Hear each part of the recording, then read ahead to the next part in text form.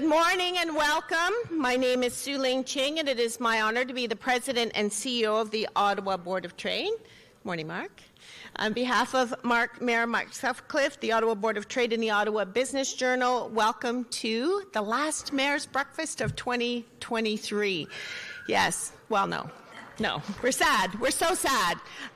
But we're happy that we've had a successful year. I'm joined this morning by my co-presenter, Michael Curran, who's the president and publisher of the Ottawa Business Journal, our premier business media outlet.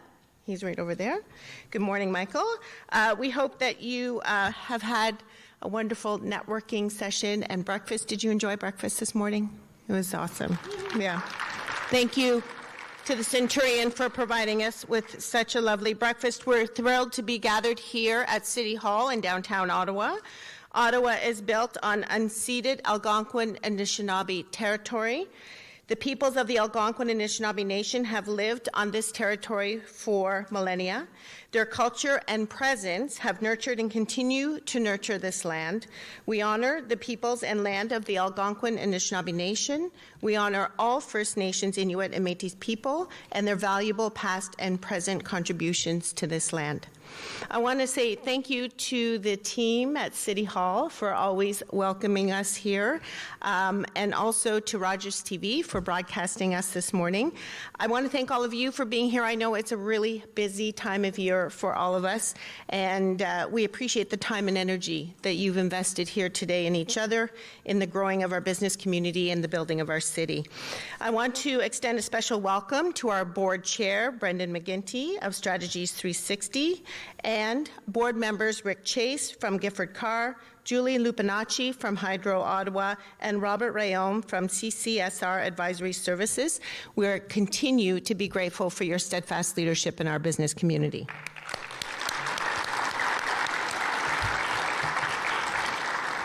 I'd also like to acknowledge our OBOT ambassadors, Linda McCallum of Royal LePage team, James Dunn from the University of Waterloo, Monica Hailstone from Hilton Garden Inn and Homewood Suites by Hilton Ottawa Downtown, and John Nelson from Carleton University.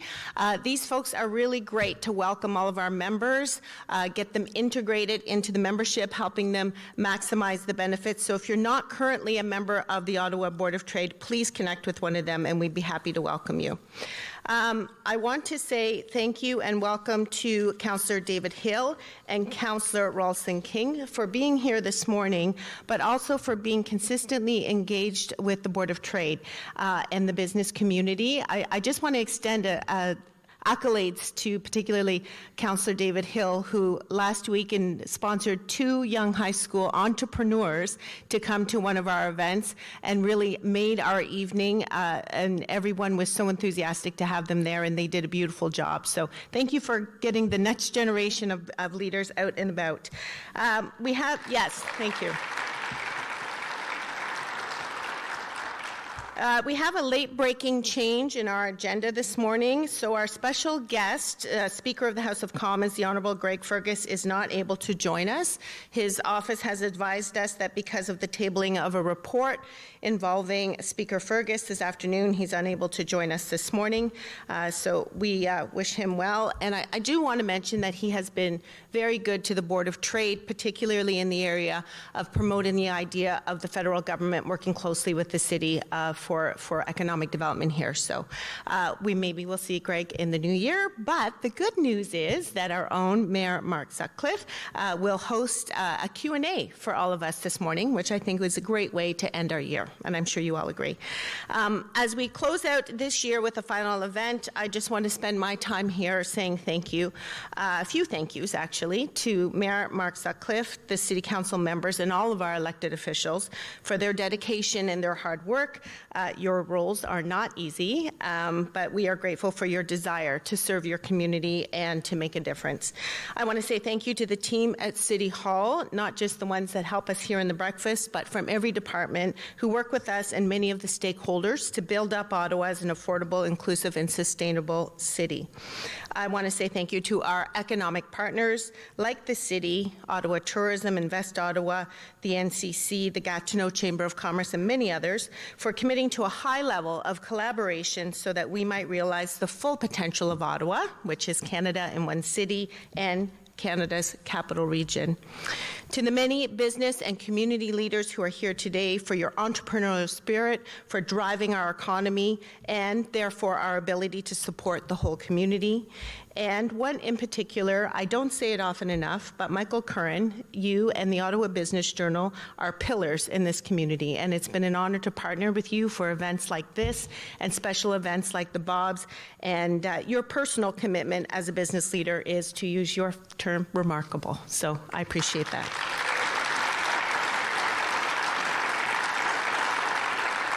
I want to say thank you to the Ottawa Board of Trade volunteer staff team for your enthusiastic support of our local businesses, their employees in the building of our city for the next generation.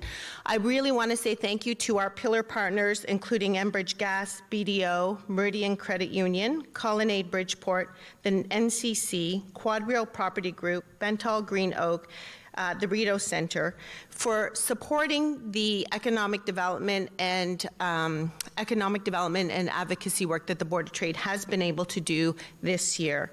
And finally, to all the members of the Board of Trade, without you, we would not have an organization to act as the voice of business, promote economic growth at all levels, to coalesce the expertise of a variety of groups and convene thought leaders on the issues of today and the potential for tomorrow. If you are not yet a member of the Board of Trade, we welcome you and we look forward to working with you as we set an example for leadership in our community. As we kick off this morning's breakfast, we want to thank the great organizations that support this speaker series, including our lead sponsor, Hydro Ottawa, Algonquin College, our global partner, Casino Lac Limi, Commissionaires, Enbridge, Ottawa Senators Hockey Club, RBC, the Weston, Zen Books, our global partner Oakwood, who hosted a wonderful holiday cocktail for us last night, our AV sponsor Edelman, our speaker gift sponsor Inman Harden, the food sponsor Collège La Cité, and our coffee sponsor. We want to especially thank our coffee sponsor, Capital Office, for getting us all up this morning.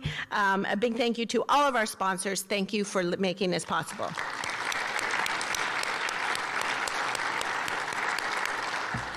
At this time, I'd like to welcome our featured sponsor today, Claude Brûlé, who is the president and CEO of Algonquin College, to make a few remarks. Please welcome Claude.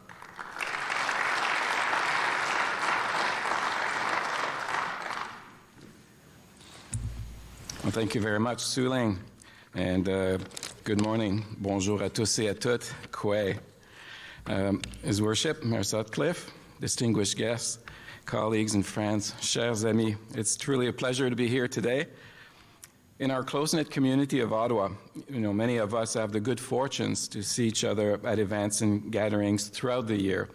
And these networking breakfasts in particular have become a wonderful legacy of the Mayor's office in partnership with OBOT and OBJ, and we're delighted to be one of the sponsors.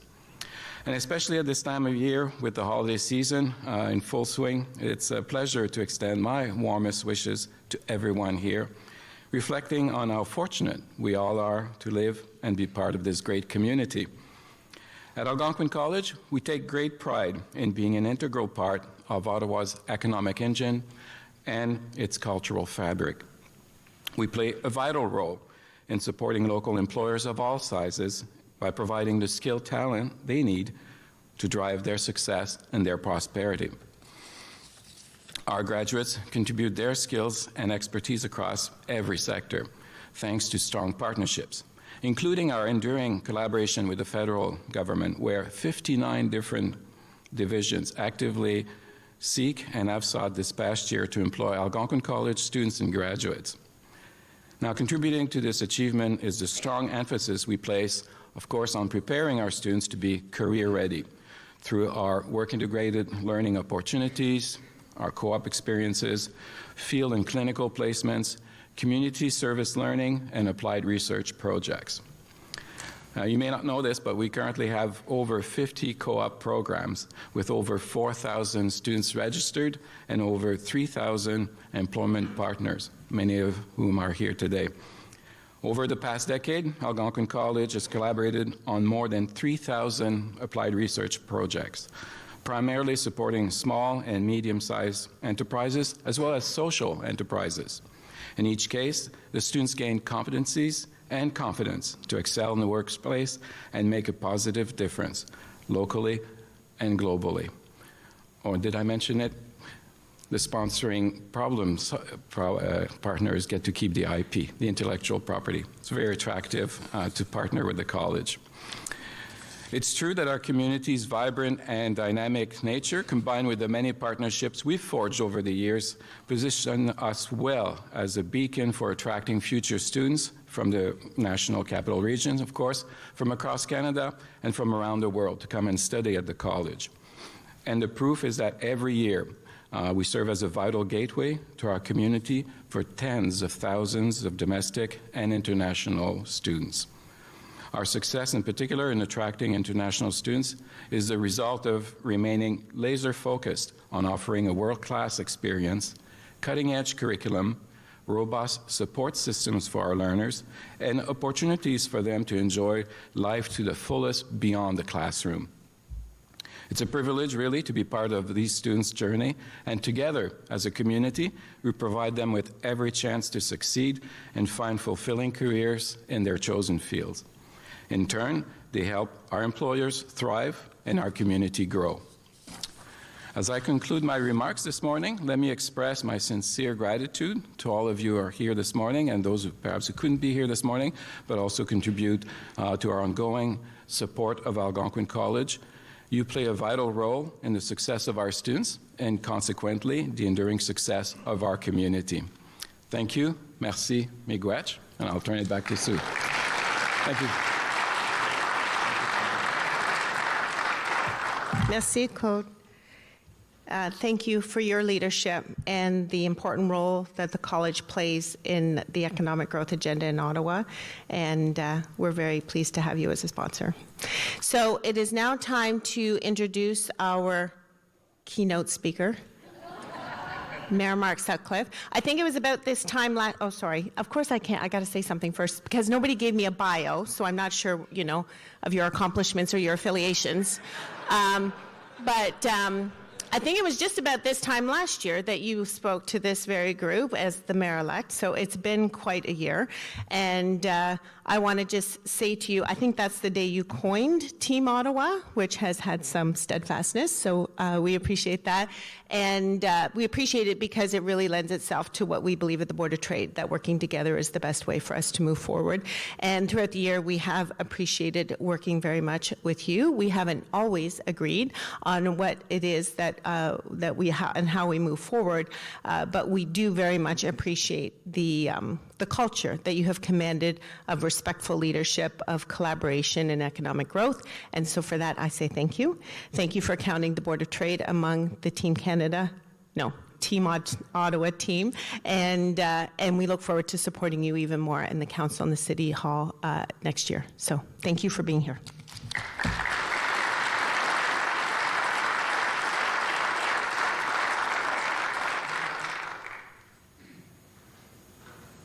Thank you, Sue-Ling.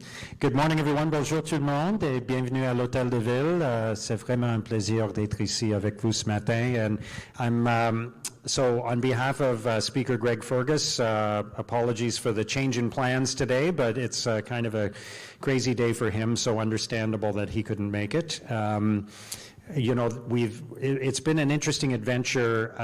So look, being Mayor of Ottawa has been an interesting adventure. I'll talk more about that in a second. But the Mayor's Breakfast has actually been an interesting adventure in the last year, because we had one other time where we had to change plans at the last minute because Michael Andlauer was going to be our speaker in September, the new owner of the Ottawa Senators, and the deal didn't close until after the date of the breakfast. He had hoped it would close on time, and it didn't, so we made a last-minute substitution, and then Michael Andlauer spoke at a later breakfast. And the last-minute substitution was Pierre Dorion, who was the general manager of the Senators at the time, but isn't anymore. And so I'm just thinking now about how that, whether that's bad luck to be the last-minute replacement for speaker canceling. I hope it's not. But Greg Fergus has said he will join us sometime in the new year, so we look forward to that. So I'm actually going to make this an interactive session. I'm going to chat a little bit and give a few remarks to kick things off, but I'm happy to answer your questions. Somebody said we could call this Ask Me Anything, and I said that's probably not anything, So let's not call it that. That might be a little too much of a stretch. But I'm going to start by answering 3 or 4 of the most common questions that I've gotten asked since I became mayor. I'm going to get that out of the way so you don't have to ask me those questions.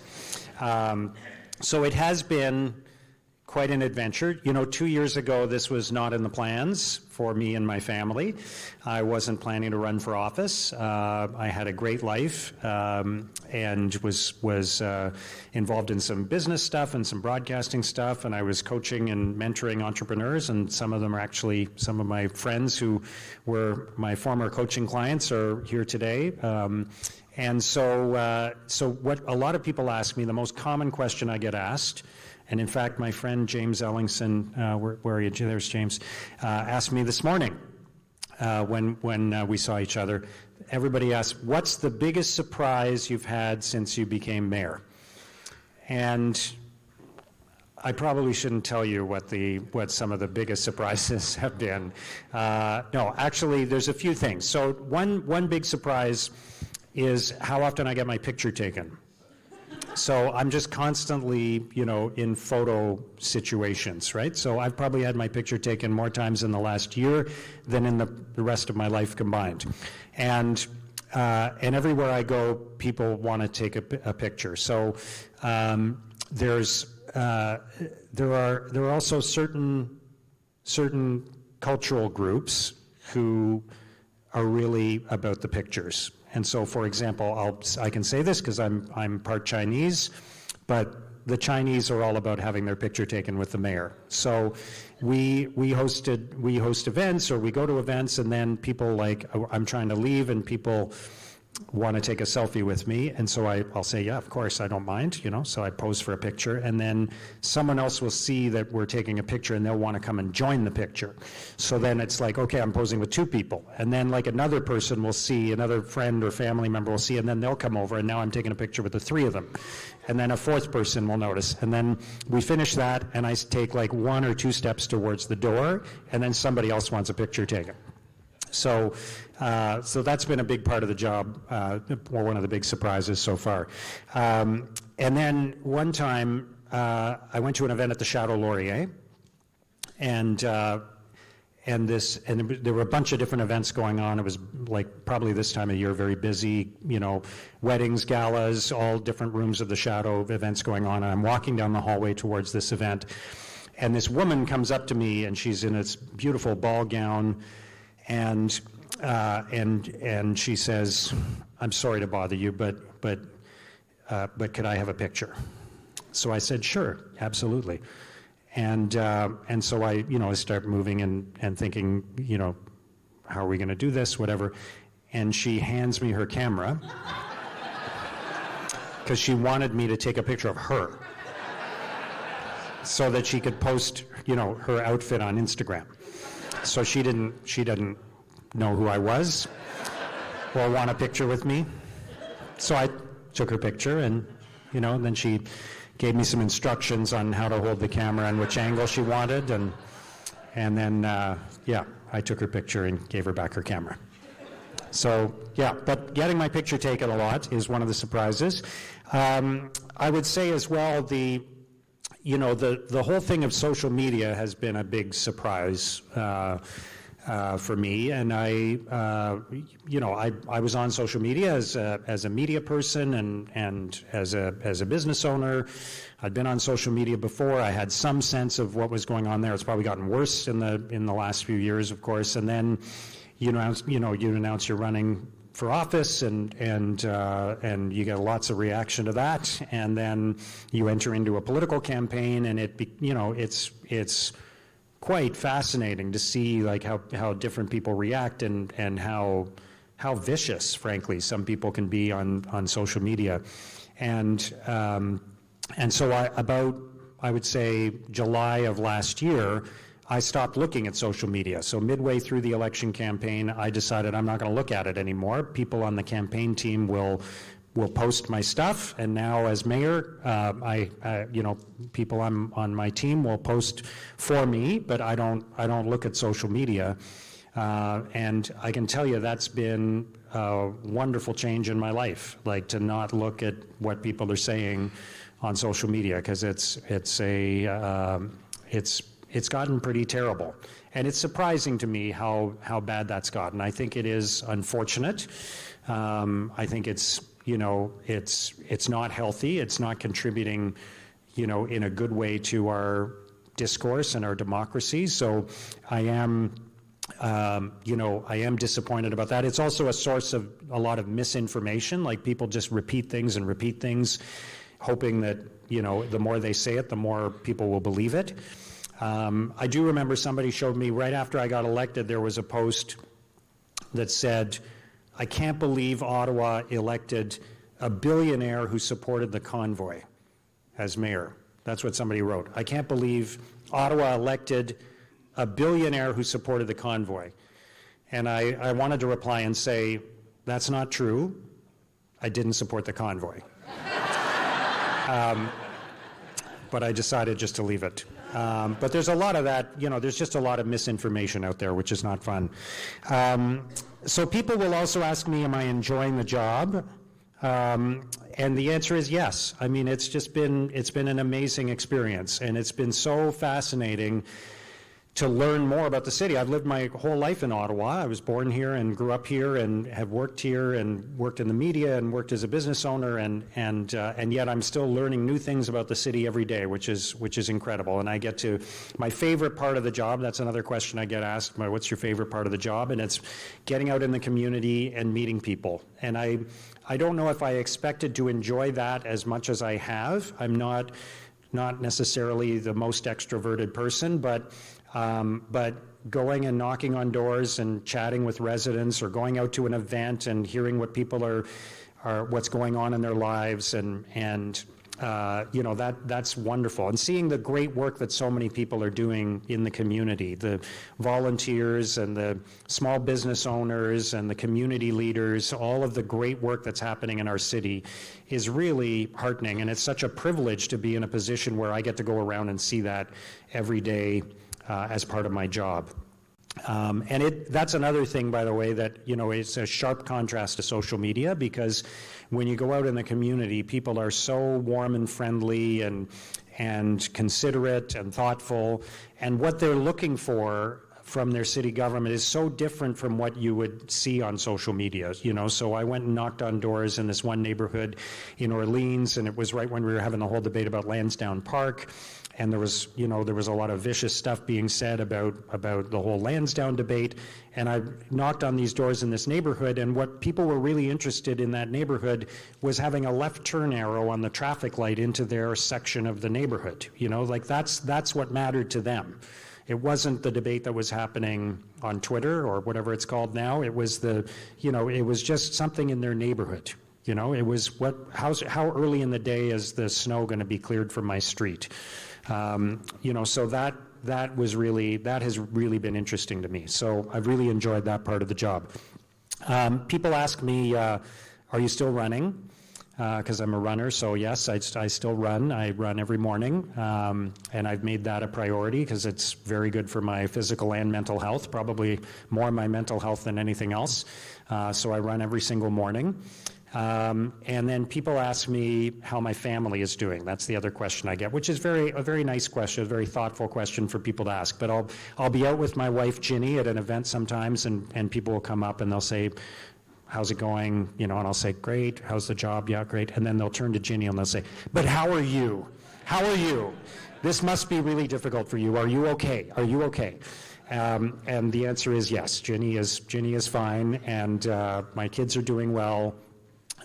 People also ask how my kids are reacting to me being mayor, and it hasn't been as a huge change for them because our family life is largely the same, and I'm fortunate that it's not a job where I have to travel a lot. It's an Ottawa job, so I'm home every night, even if it's been a busy day.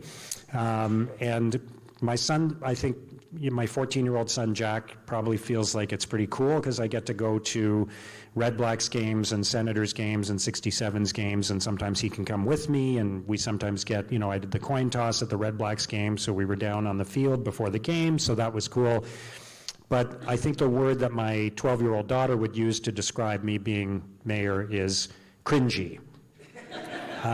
So she doesn't like the attention that we get. She doesn't like when we're out and people come up to me and want to talk to me.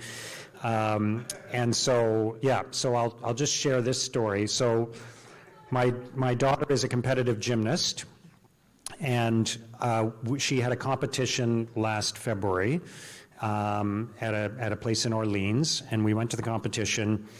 And I just went there as a dad. I just went there to watch my daughter compete. And I'm going to be doing that again on Saturday. She's in a competition on Saturday. And so we show up at this competition, and we're just there as parents to watch my daughter. And one of the organizers comes up to me and says, "Since you're here, would you mind handing out the medals to the winning gymnasts?" I said, "Sure, of course, no problem." So they introduce me and they call me up, and then of course my daughter actually won the gold in her category, so I had to present the medal to my daughter, and so I go over there and I have the medal with me and I shook her hand, and that right there, the look on her face, that's the look of someone who is thinking, "I'm so proud my dad is the mayor of Ottawa." Right? The eye roll there. So then, just last week, this was in February, okay? And we haven't talked about it a lot, but just last week, I said, "I'm coming to your competition on Saturday." And she said, "I know." And I said, "What's wrong?" And she said, "They're going to ask you to present the medals again." So we'll see if I have to or not. But anyway, I'll just say very quickly a couple things about what's been happening at City Hall. We passed our budget last week, which I think was a very, very good budget for a bunch of different things. Budgets, as you know, as business owners, is always about balancing different priorities. One of our biggest priorities was to make sure that we were keeping tax increases as low as possible, to respect the fact that there is an affordability crisis in our city, and we don't want to add to that burden with big tax increases. So we were able to keep the tax increase to 2.5%, which is what I had promised. So I'm really pleased that we delivered on that. But we also made some big investments in the budget, including in areas like affordable housing and infrastructure and transit. So I think we struck a very good balance, and I want to thank David and Ralston and the other councillors who supported the budget, because I think we struck a very good balance in terms of keeping our increase as low as possible, but still investing in priority areas. And we were able to find savings and efficiencies in the budget as well, so that we had more money to invest in those priorities. So I feel like we're doing a good job with the finances at City Hall, and I want it for those of you who are business owners, that it's really important to me that we are setting you up to be successful and not adding to your burden, especially small business owners who are driving our economy. I feel very, very strongly that the most important thing we do as a city is to advance our economy and create economic opportunity, because if we can do that, that will give us the resources we need to solve all the other challenges we're facing. If the economy is not growing, if we don't have a strong economy, we won't be able to help the most vulnerable in our city. We won't be able to tackle chronic homelessness. We won't be able to build more homes. We won't be able to have better transit. So a strong economy is the foundation of everything we have to do as a city. So I'm committed to continuing to work with the Board of Trade and with Invest Ottawa and Ottawa Tourism and Regroupement des gens d'affaires to make sure that we have a strong economy as the basis for everything else we do. The other thing that I'll just want to mention, and then we can open it up to questions if there's any time left, is that I've always thought about this quote from Bill Gates, the guy who injected all the surveillance stuff into us with the vaccine, that Bill Gates, the microchips. So Bill Gates said, most people overestimate how much they can accomplish in 1 year and underestimate how much they can accomplish in 10 years. And I've been thinking about that quote a lot as mayor, because there is a lot of in politics there is a lot of focus on today, this week, this month, and what are we getting done, and what how much have we accomplished, and all of that on very immediate stuff. And of course we have to deliver on the immediate stuff. But I think a lot about what Ottawa will be like in 10 years. And I think we have a lot to be excited about. So if you think ahead 10 years in Ottawa, and you think about having a new civic campus of the Ottawa Hospital, which is a huge, huge opportunity. This is a multi-billion-dollar healthcare center. It will be state-of-the-art. It will be world-class, delivering better healthcare to our residents, but also there's a huge economic opportunity that goes with that. It's creating jobs. It's attracting the best and brightest healthcare professionals to our city. It's making the quality of life in Ottawa better. So there's that. There's the potential for a new arena, maybe in downtown Ottawa. That could happen in the next 10 years. There's the new downtown branch of the Ottawa Library at Asoke. There is our light rail system. And I know, here I am bringing up light rail as in my job. We've had lots of challenges with the light rail system. But when we resolve all of the issues we have with light rail, imagine how much value that is going to have for quality of life, for transportation, for the economy in Ottawa.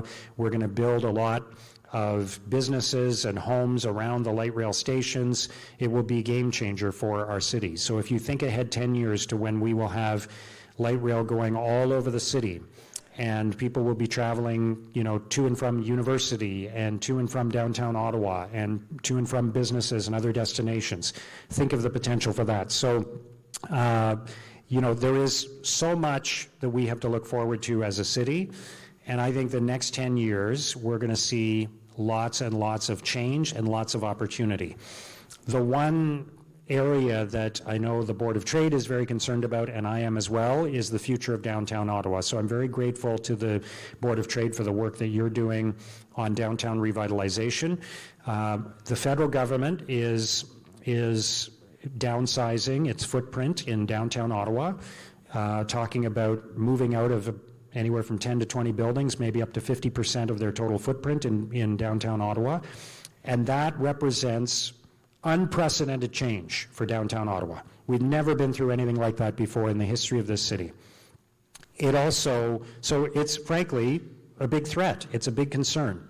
If we have a bunch of empty buildings in downtown Ottawa and fewer people are coming downtown, that's really risky for our local economy and for our city.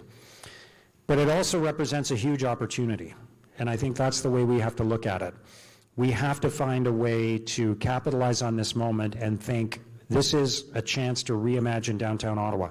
I've been to Chicago a couple of times, and they had the Great Fire in Chicago more than 100 years ago, and that was devastating for Chicago at the time. But they used it as an opportunity, and they rebuilt downtown Chicago, and they made it one of the architecturally most beautiful cities in North America, in the world. They used it as an opportunity to reimagine what their downtown would be like. I don't think we're facing the same magnitude of issue, but we have perhaps the same kind of opportunity that we can reimagine what downtown Ottawa is going to be like for the next 40 or 50 years because we have this moment, because change is happening. So maybe if there are fewer people working downtown, we can have more people living downtown. Maybe we can have more attractions downtown. Maybe we can have another museum or another cultural center or other destinations that will bring people to downtown Ottawa. And so again, thank you to the Board of Trade for the work that you're doing on that, because I think we need to tackle this together, Team Ottawa. We have to work on this and figure out a plan for downtown Ottawa. We may not notice it day in and day out. People will notice there's a little bit less traffic downtown. But if we're not careful, this small problem could turn into a big problem. And if we are proactive, this small problem could turn into a big opportunity. So let's look at it that way, and let's reimagine downtown Ottawa.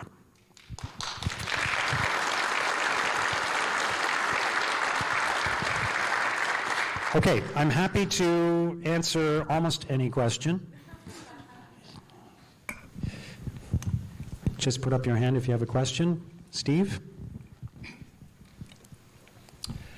Good morning. I guess there were no other questions, so I raised my hand. Thank you for your tireless service to our city. 2 questions. What are some of your favorite quotes, and what books have impacted your life? Okay. Okay, so quotes, I mean, I mentioned the Bill Gates quote. That's definitely one of them. I don't like. There's a bunch of things I've written down. I don't know them all off the top of my head, so I'm gonna go to the books question. One book that had a big impact on me that I read a long time ago when I was just starting out as a business person was The 7 Habits of Highly Effective People. That had a huge impact on me. I'm trying to think what else I've. I apologize. That's okay. You're putting me on the spot, Steve. Yeah, this is the question I ask other people usually. I used to ask this on my podcast. Man's Search for Meaning, the Viktor Frankl book, is another one that had a big impact on me. Yeah, so there's 2. Powerful 2-letter words in English language are, if it is to be, it is up to me. Nice. Yeah. Wonderful. Okay. Somebody else had their hand up at one point. There's in the back there. Yeah, we'll get you a microphone because this is on Rogers.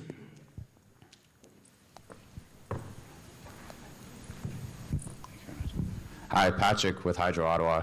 Curious to get a sense of your managerial style and how you manage your time in office. I think it's recognized for elected officials, just kind of caretaking day-to-day stuff can overwhelm and overtake your schedule. So for big priorities, like some of the things you mentioned, LRT, downtown revitalization, affordable housing, how do you proactively insert time into your schedule, whether it's every day, every week, so you're not at the end of a week saying, I've done nothing on the big files. How do you manage that stuff and try to guard against events and other day-to-day things overwhelming your time and schedule? Yeah. Do you have any advice on how to do that? I'd really...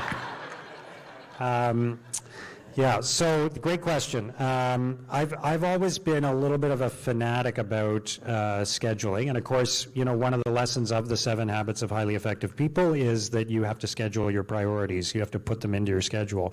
But the funny thing is, I've gone through a big transition in my life and in this job, because I used to be a small business owner, and when I was coaching and mentoring these wonderful people here and some other CEOs and entrepreneurs, I was like a one person operation. So I, for a lot of that time looked after my own schedule and did everything myself. And now in this job, I don't do everything myself. I have a lot of help and support from a wonderful team of people in the mayor's office, and it's been a real adjustment. And Robin, my chief of staff, who's here, I don't think I do this as often now, but in the first couple of months we were working together, I would say, we would talk about something, and then I would say, okay, I'm going to go and I'll call that person and see if they can meet with me next week. And Robin would say, no, you're not going to do that. Somebody else is going to do that. And so I've learned to let go a little bit and let other people look after my schedule. So now this funny thing happens where people will come up to me and say, oh, I'm looking forward to seeing you tomorrow, and I don't know what I'm doing tomorrow because I wasn't involved in creating my schedule and I haven't looked at it yet, So I do know, by the way, that the reason there's all these flags here and the reason there are all these countries' names, we are hosting an event today here in this room with all of the ambassadors from French-speaking countries. So we're hosting an event here today. That's what this is for. So I do know that's in my schedule. But the answer, really is you have to schedule those priorities. And so we actually talk about this a lot in the mayor's office about how we have 4 or 5 big things that we want to accomplish, and yet we spend a lot of time on other things, inevitably. And so we have to keep making time in the schedule to make sure we are talking about those 4 or 5 big things, and making sure that we are meeting with the key people that are going to drive those things forward. And that's been another big adjustment for me is, as a small business owner, you have a meeting with your team, you decide on a bunch of things, and then as the owner, you go away and you have this long to-do list coming out of the meeting. And now, because we have a large administration at the City of Ottawa, there's 17,000 employees, when we have a meeting and we decide we're going to do a bunch of things, I don't have to do any of them, right? I'm the person, in the room, and we're making decisions together, and then other people have things to do, and I'm just going into another meeting where we're going to have a similar kind of conversation. But I'm not the one who's going away and doing it all, and that, frankly, has been a big adjustment for me as well. But it is all about just getting those priorities in the schedule and getting the people who are working on those priorities into the room with you on a regular basis and following up. Okay, there's one question there and one question up there.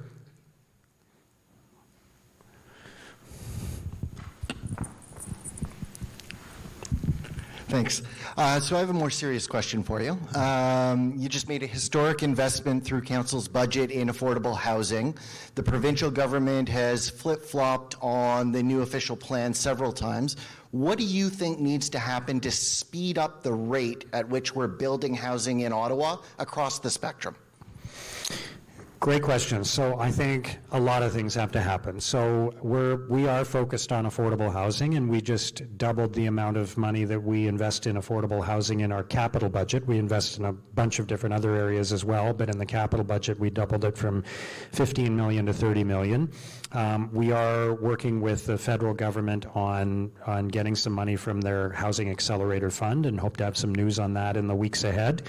And a lot has changed around housing because of provincial legislation. There are a number of different bills that the province has passed, and we're still, sort of managing our way through the implications of all of that.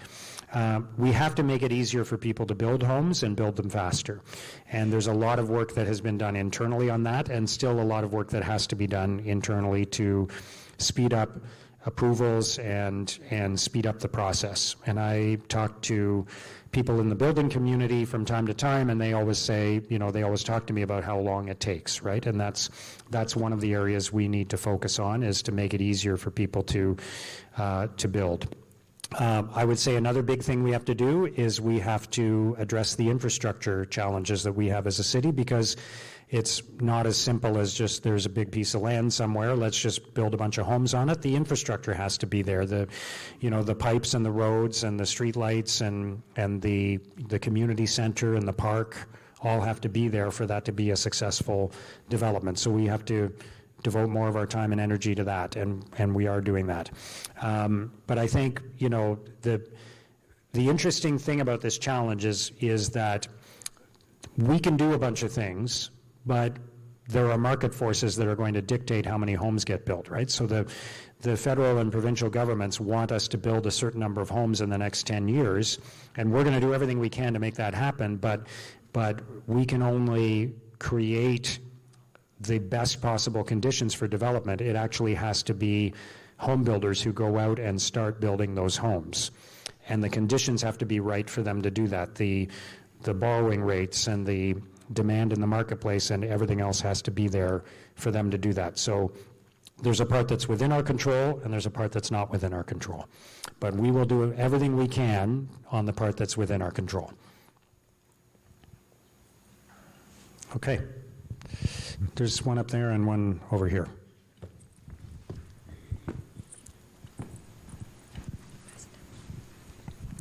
Hi there. So I'm from the small businesses in the downtown core that are trying to survive. Our big question, I know, I'm not looking for a date or anything. I know the stadium's obviously a huge factor in our lives, which is, making me put in more money to my business to keep it alive until something like that happens. I know there's a residential draw that we're trying to do to build that. The limited government employees that are at work again. I talked to a bunch of restaurants and we're all tied in. It's kind of a small little community, and I'm just kind of wondering, is there a hope for this stadium? I know there's no date. I know it's on the agenda.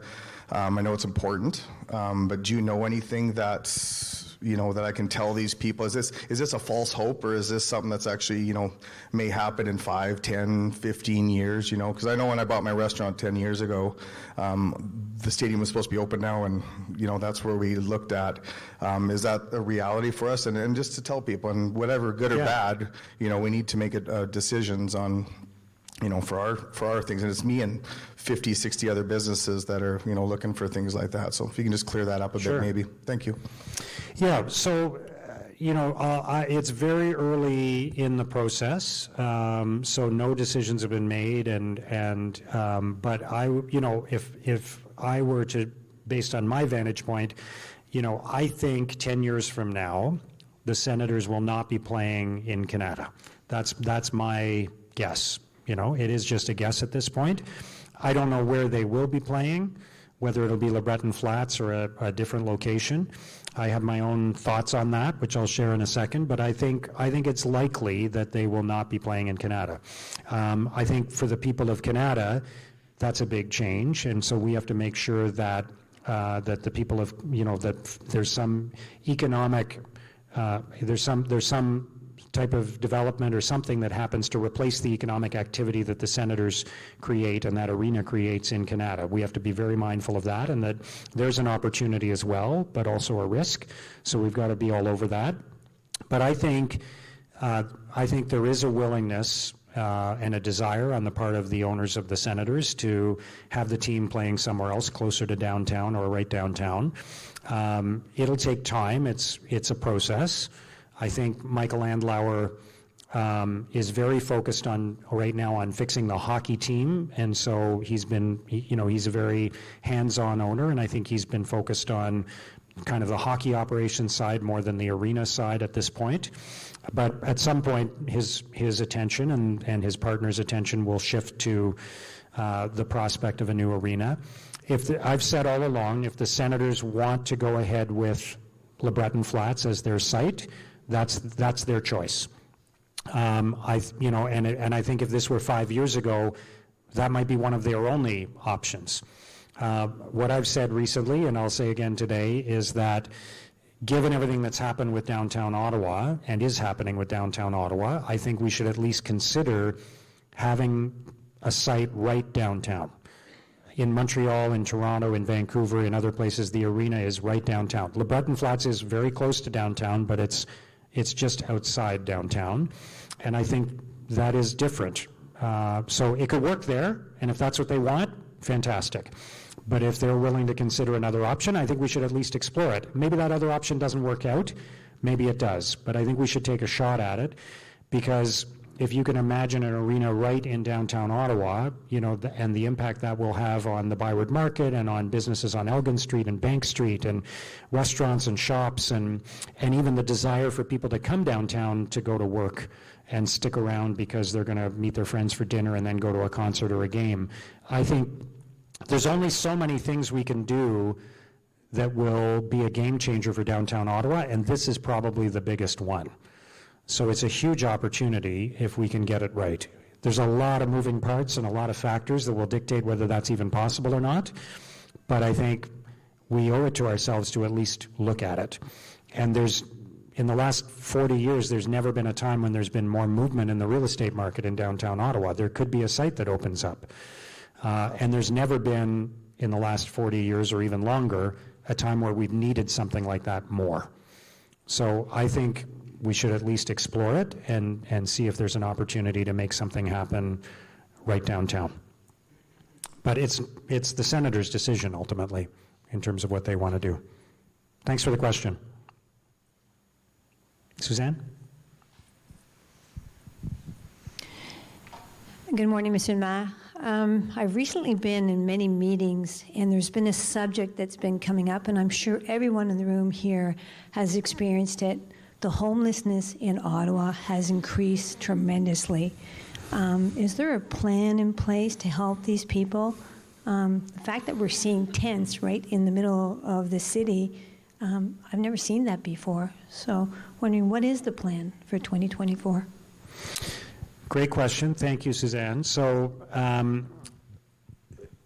it's an enormous challenge, and it breaks my heart. And I've done a lot of work as a volunteer throughout my life with United Way and other organizations, and I've never been able to figure out, and I don't think I ever will be able to understand, why in a city as successful and prosperous as Ottawa, there are still people who don't have enough food to eat or don't have a warm place to sleep at night.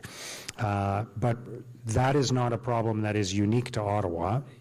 I talk to mayors all over North America, and I visited other cities in the last year, and every city is dealing with this. The challenge is there are a bunch of different things happening that are beyond our control, that are causing this issue to escalate faster than we can provide solutions. So what we're all observing in the community is we see more and more people sleeping outside or sleeping in tents, and it feels like we're not helping any of them. But what actually is happening is we are helping many of those people, and more people are ending up sleeping on the streets. We just can't keep up. So we are doing a lot of things. We are building more affordable housing and supportive housing. For the first time ever in Ottawa, we have more supportive housing units than shelter beds, which is a huge milestone, because ultimately we need people to be living in permanent housing where they have the supports they need, not just staying overnight in a shelter. So that's a big milestone, and we're building more. I've been to 2 different groundbreaking events for supportive housing just in the last week. So there are hundreds of units that are going to be built in the next couple of years. But we're still not moving fast enough because the problem is growing so quickly here and everywhere. And the problem is being driven by a number of factors: the opioid crisis and other issues with substance use. It's being driven by economic factors. It's being driven by mental health challenges. It's being driven by a rising number of people who are coming to Canada and coming to big cities in Canada, including Ottawa, seeking refuge, seeking asylum. And for example, right now, 70% of the spaces in our shelters are new arrivals to Canada. Going back 5 years, it would have been a much, much lower number. But what's happening is new arrivals are coming to Canada seeking asylum, and there's nowhere for them to stay, and they end up staying in a shelter. And that is a challenge that we cannot face alone as a city, nor can any other city. So we need the support of the federal government and the provincial government to tackle that. But we are doing a lot. We are building more affordable and supportive homes. We've recently purchased property on Kilbourne Avenue, where we hope to create transitional housing that will allow people to move out of a shelter and into transitional housing while we find permanent supportive housing for them. So there are a lot of pieces that are in place, and there are many great organizations like the Shepherds of Good Hope and the Mission and others that are supporting the most vulnerable in our community, and they're doing great work. The challenge we have is not that we're not helping people, it's that the demand is growing faster than the solution.